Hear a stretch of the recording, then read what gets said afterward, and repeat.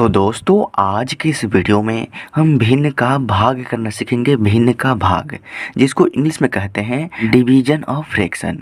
और इस वीडियो को देखने के बाद अगर आपके सामने कोई भी भिन्न के भाग जैसे क्वेश्चन आते हैं ना, तो आप उसको काफ़ी आसान तरीका से सॉल्व करेंगे, क्योंकि इस वीडियो में आपको काफ़ी आसान तरीका बताया जाएगा। तो यहाँ पर हम टोटल 2 क्वेश्चन सॉल्व करेंगे।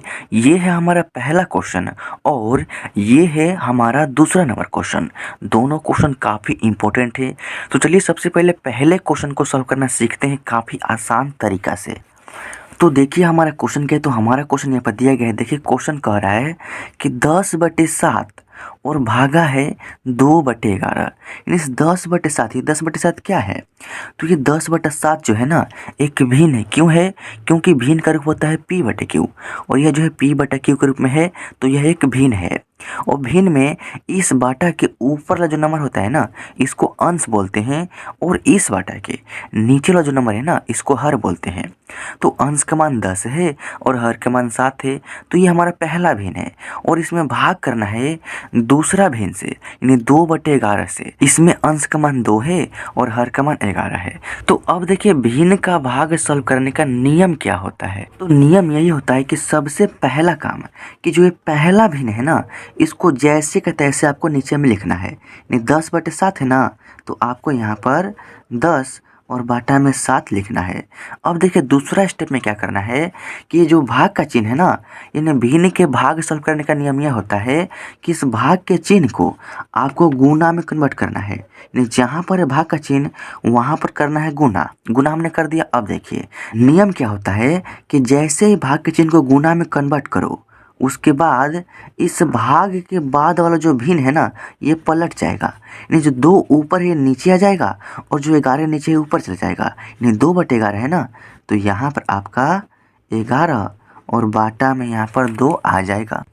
अब देखिए ये क्या हो गया। तो ये जो है ना 10/7 में आपको गुना करना है 11/2 से, यानी एक भिन्न में गुना करना है दूसरे भिन्न से। तो ये हो गया हमारा भिन्न का गुना। और भिन्न का गुना सॉल्व करने का नियम यह होता है कि इसको कटाना होता है। कटाते कैसे हैं? अगर ये संख्याएं ऊपर नीचे यानी ऊपर नीचे कट रहा है ना, तो हम ऊपर नीचे कटा सकते हैं, और नहीं तो तिरछा तिरछी कटाने का नियम होता है। जैसे कि यहाँ पर 7 है, यहाँ पर क्या है 11 है। तो 7 और 11 को अगर आपस में कट रहा है ना, तो हम कटा सकते हैं। कब कटाएंगे आपस में? देखिए अगर ये 7 और ये 11, ये दोनों संख्या किसी भी एक संख्या के पहाड़ा में आएगा ना, तो ये दोनों संख्या हम कटा देंगे केवल एक के पहाड़ा के अलावा। क्योंकि एक के पहाड़ा में तो 11 आएगा, 7 आएगा, 10 आएगा, 2 आएगा। तो एक का पहाड़ा जो है ना ही हम लिखते हैं और ना ही एक से किसी भी संख्या को कटाते हैं, चूँकि एक से कटाने का कोई फायदा किसी भी संख्या पर नहीं पड़ता है। अगर हम 1 से 7 कटाएंगे ना, तो 1 से 7 हो गए, यहाँ पर फिर से 7 आ जाएगा। और 1 से 11 कटाएंगे ना, तो 1 के पहाड़ा में 11 जो 11 बार में आएगा, यानी फिर से 11 ही आ जाएगा। तो 1 से कटाने का फायदा होगा नहीं। अब देखिए 1 से बड़ा क्या है? 2, 2, 3, 4, 5, 6, 7, यानी 1 को छोड़कर किसी भी संख्या से ये दोनों संख्या कट रहे हैं ना, तो कटाएंगे, अन्यथा नहीं कटाएंगे। तो क्या 7 और 11 किसी भी संख्या के पहाड़ा में एक साथ आएगा? नहीं आएगा।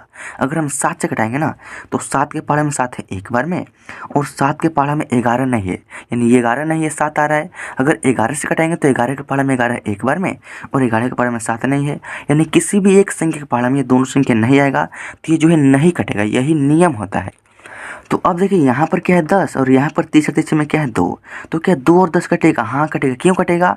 क्योंकि 2 के पहाड़ा में 2 है एक बार में, और 2 के ही पहाड़ा में 10 जो है ना, 2 पंच 10 5 बार में है। समझ रहे हैं ना? अब देखिए यहाँ पर क्या हो गया? 5 हो गया, और यहाँ पर ऊपर में क्या है 11। तो जो भी कटेगा उसको कटाएंगे, और जो ऊपर में बच गया यहाँ पर 5, तो लिखेंगे 5, और गुना में यहाँ पर ऊपर में बच गया 11, तो 11 लिखेंगे, और बाटा में क्या लिखेंगे? तो यहाँ पर आपका 7 बच गया है, और गुना में यहाँ पर आपका 1 बच गया है। अब देखिए जब 5 का गुना करेंगे 11 में, तो 11 पंच होगा आपका 55, तो यहाँ पर हम 55 लिखेंगे। और बाटा में क्या हो गया? 7 का गुना करेंगे 1 में, तो 7 एकम 7 होगा, यानी 55/7 ये हो गया इस क्वेश्चन का फाइनल आंसर। तो दोस्तों ये रहा मेरा सेकंड क्वेश्चन और मोस्ट इम्पोर्टेंट क्वेश्चन। इसको सॉल्व करने के बाद आप किसी भी भिन्न के भाग को काफ़ी आसान तरीक़ा से सॉल्व कर पाएंगे। तो देखिए हमारा क्वेश्चन क्या दिया गया है। तो हमारा क्वेश्चन यहाँ पर दिया गया है, देखिए 10/3 यह एक भिन्न है, चूँकि भिन्न का रूप होता है P/Q और यह भी P/Q ग्रुप में है यानी बटा में है। तो 10/3 में आपको भाग करना है 11/9 एक दूसरे भिन्न से और फिर इसी में भाग करना है यहाँ पर 22/13 एक तीसरे भिन्न से। तो एक साथ कैसे करते हैं, आसान तरीका क्या है। तो देखिए पहले क्वेश्चन में जो मैंने तरीका बताया है ना, वही तरीका यहाँ पर भी यूज होगा। थोड़ा सा आपको समझना है। देखिए करना क्या है, सबसे पहला का मैंने क्या किया था कि जो पहला भिन्न है ना, इसको जैसे का तैसे उतार दिया था। 10/3 है ना, तो 10/3 जैसे के तैसे उतारेंगे। अब देखिए उसके बाद इस भाग के चिन्ह को हम गुना में कन्वर्ट करेंगे और इस भाग के चिन्ह के बाद वाला जो भिन्न है ना, ये पलट जाएगा। 11/9 है तो जो 9 नीचे है ना, ये आपका ऊपर चला जाएगा और जो 11 ऊपर है ना, वो आपका नीचे आ जाएगा। अब देखिए फिर से भाग का चिन्ह है, तो जहाँ भी भाग दिखे वहाँ पर आपको करना है गुना। यानी भाग के चिन्ह को जहाँ भी दिखे वहाँ पर आपको गुना में कन्वर्ट कर देना है। लेकिन नियम क्या है कि इस भाग के बाद वाला जो भिन्न है ये पलटेगा। यानी 22/13 है तो जो 13 नीचे है ना, ये आपका ऊपर जाएगा और जो 22 ऊपर है ना, ये आपका यहाँ पर नीचे आ जाएगा। अब देखिए कुछ इस तरीक़ा से हमारा क्वेश्चन आ चुका है। यानी किया क्या है हमने इसको 10/3 को ज्यों का त्यों लिखा, उसके बाद इसमें गुना करना है 9/11 से और फिर इसी में गुना करना है 13/22 से। यानी पहले भिन्न का गुना दूसरे भिन्न में और दूसरे भिन्न का गुना तीसरे भिन्न में। यानी 3 भिन्नों के बीच क्या करना है, गुना करना है। तो ये हो गया हमारा भिन्न का गुना। तो भिन्न का गुना सॉल्व करने का नियम मैंने आपको बताया। नियम क्या है कि अगर ये संख्याएं ऊपर नीचे कट रहा है तो आप ऊपर नीचे कटा सकते हैं और नहीं तो तिरछा तिरछी कटाने का नियम होता है। और नियम यह भी होता है कि अगर इस 3 से ये 9 कट रहा है ना, तो 3 से 9 को भी कटाएंगे। अगर इसी 3 से ये 13 कट रहा है ना, तो इसको भी कटाएंगे। यानी तिरछा तिरछी में कहीं से कहीं किसी संख्या से किसी संख्या को आप कटा सकते हैं। तो चलिए अब कटाने का प्रयास करते हैं। यहाँ पर देखिए, यहाँ पर क्या है 3 और यहाँ पर क्या है 9। तो क्या 3 और 9 आपस में कटेगा? हाँ कटेगा। क्यों? क्योंकि 3 के पहाड़ा में 3 है एक बार में और 3 के ही पहाड़ा में 9 है 3 बार में। यानी 3 के पहाड़ा में 3 भी था, 3 के पहाड़ा में 9 भी था, तो 3 से ये दोनों संख्या आपस में कट गया। अब देखिए यहाँ पर क्या है 11 और यहाँ पर क्या है 10। तो क्या 10 और 11 आपस में कटेगा? नहीं कटेगा। क्यों? क्योंकि 11 और 10 जो है ना, ये दोनों संख्याएं कभी भी किसी एक संख्या के पहाड़ा में नहीं आएगा। तो ये जो दोनों संख्या है ना, आपस में नहीं कर सकते। तो देखिए यहाँ पर क्या है 10 और यहाँ पर क्या है 22। तो क्या 10 और 22 कटेगा? हाँ कटेगा। देखिए 2 के पहाड़े में 10 है और 2 के पहाड़े में 22 है।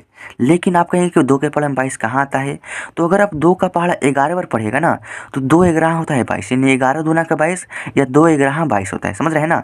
यानी 2 के पहाड़े में 22 आता है। यानी 2 के टेबल में 22 आएगा और 2 के पहाड़े में 10 है। तो 2 के पहाड़े में 10 है, 2 5 10 5 बार में और 2 के पहाड़े में 11 है। देखिए 2 के पहाड़े में 2 है एक बार में और 2 के पहाड़े में ये 2 है एक बार में। यानी 2 के पहाड़े में 22 जो है 11 बार में आ जाएगा। समझ रहे हैं ना? अब देखिए यहाँ पर क्या हो गया 11 और यहाँ पर क्या है 13। तो क्या 11 और 13 आपस में कटेगा? नहीं कटेगा। क्यों? क्योंकि 11 और 13 जो है ना, ये भी दोनों संख्या किसी भी एक संख्या के पहाड़ा में नहीं है।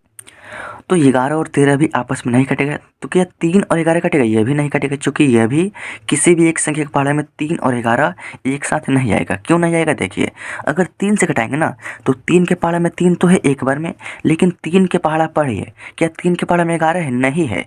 3 के पहाड़े में 12 है, 3 के पहाड़ा में 15 है, लेकिन 3 के पहाड़ा में 11 जो है नहीं है। तो ये दोनों संख्या आपस में नहीं कट सकता है। अब हमारे ख्याल से कोई भी संख्या कहीं से कहीं या कहीं से कहीं नहीं कट सकता है। तो अगर संख्याएं नहीं कटेगी तो क्या करेंगे? गुना करेंगे। देखिए हमारे ऊपर में क्या बच गया है, तो ऊपर में यहाँ पर बच गया है 5, तो लिखेंगे 5 और गुना में यहाँ पर ऊपर में बच गया है 3 और गुना में यहाँ पर ऊपर में बच गया है 13। अब देखिए बाटा में क्या बच गया है, तो यहाँ पर आपका 1 और यहाँ पर आपका 11 और यहाँ पर आपका 11 बच गया है ना। अब देखिए करेंगे क्या, सभी का आपस में गुना करेंगे।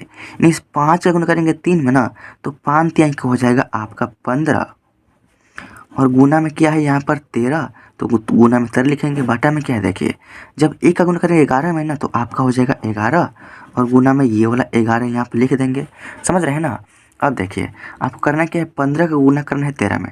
तो जब 13 गुना करेंगे 5 में ना, तो 13 पंजे होता है 65। तो 65 का 5 लिखेंगे और हासिन आपका 6 हो जाएगा। अब देखिए 13 गुना करेंगे 1 में, तो 13 कम 13 और 13 में 6 हासिन जोड़ेंगे ना, तो आपका हो जाएगा यहाँ पर 19 हो जाएगा। अब देखिए 11 गुना करेंगे 11 में, तो देखिए जब 11 गुना करेंगे 1 में, तो 11 कम 11 ने 11 का 1 लिखेंगे, हासिन 1। फिर 11 गुना करेंगे 1 में, तो 11 कम 11, लेकिन एक हासिन है, तो आपका यहाँ पर हो जाएगा 12, यानी 195 और बाटा 121। यही हो गया इस क्वेश्चन का फाइनल आंसर। तो दोस्तों देख सकते हैं कितनी आसान तरीक़ा से भिन्न का भाग सॉल्व होता है। आई होप कि इसी वीडियो में आपको भिन्न का भाग और भिन्न का गुना भी आपको समझ में आ गया होगा, क्योंकि भिन्न का भाग सॉल्व करने का मतलब है कि उसमें आपको भिन्न का गुना भी सीखने को मिलेगा। तो सबसे पहले भिन्न का गुना सीखा जाता है, उसके बाद भिन्न का भाग, क्योंकि भिन्न के भाग में गुना भी आता है और भाग भी आता है, समझ रहे हैं ना। और इसी तरीक़े से आप किसी भी क्वेश्चन को सॉल्व कर सकते हैं। तो अगर यह वीडियो अच्छा लगा हो ना, तो वीडियो को एक लाइक करके जाइएगा, और इस चैनल पर पहली बार आए हैं ना, तो इस चैनल को सब्सक्राइब जरूर कीजिएगा, ताकि आपको न्यू वीडियोज़ का नोटिफिकेशन आपको मिलता रहे और आपकी जो भी मैथ की तैयारी हमेशा चलती रहे और आपका मैथ काफ़ी स्ट्रांग हो जाए।